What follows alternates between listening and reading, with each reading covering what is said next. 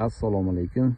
2026-yil 30-may Qoraqalpog'iston Respublikasi Qorao'zak tumani Madaniyat OFI Doirxon fermer xo'jaligidamiz.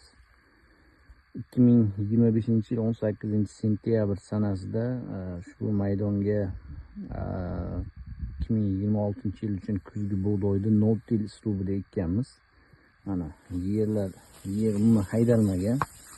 To'g'ridan to'g'ri o'sha 2025-yil hosil o'rib olingandan keyin sentyabr oyida ekilgan. Ko'ryapsizlar mana.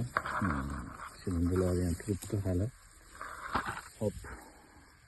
Bugun 30-may holatiga maydon ijobiy. Hosildorligi ham 40 sentnerdan oshiq hozir kutilyapti 50 atrofida. Bu yerda eng asosiy natija nima bo'lgan? Asosiy natija bu resurslar tejalgan. Qoraqalpog'iston sharoitida ekkingacha yerni tayyorlab olish uchun yer haydaladi, molanadi, suv qo'yiladi, bahorda yana haydab, mola qilib, lazerlab, chizellab keyin ekiladi. Bunga o'zi 75 litr yoqilg'i, mexanizatsiya puli 1,5 million, 1 million atrofida bo'ladi. Bundan tashqari bu yerga biz 170 kg, 150 kg, 170 kg atrofida urug' ekkanmiz. Bu yerda sharoitida 250 kg, 300 kg urug' ekiladi. Bu yerda 80-100 kg urug'dan ham tejalgan. Bu degani 6-7 ming urug'lik olinsa ham 600 ming, 700 ming bu yerda ham foyda bor.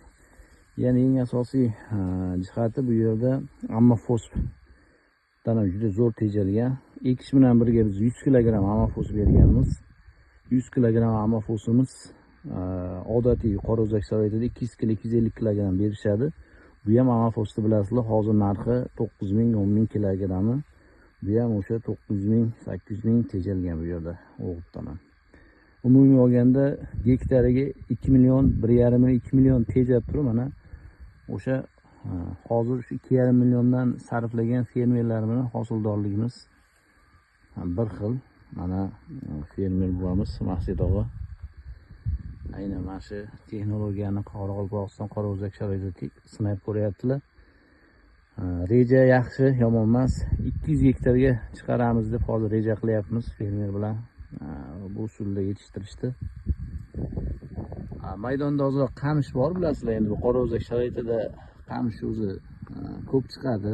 Bunga qarshi kurashgan juda ham murakkab, qiyin. Lekin mana maydonda hamma yerga yurganingizda mana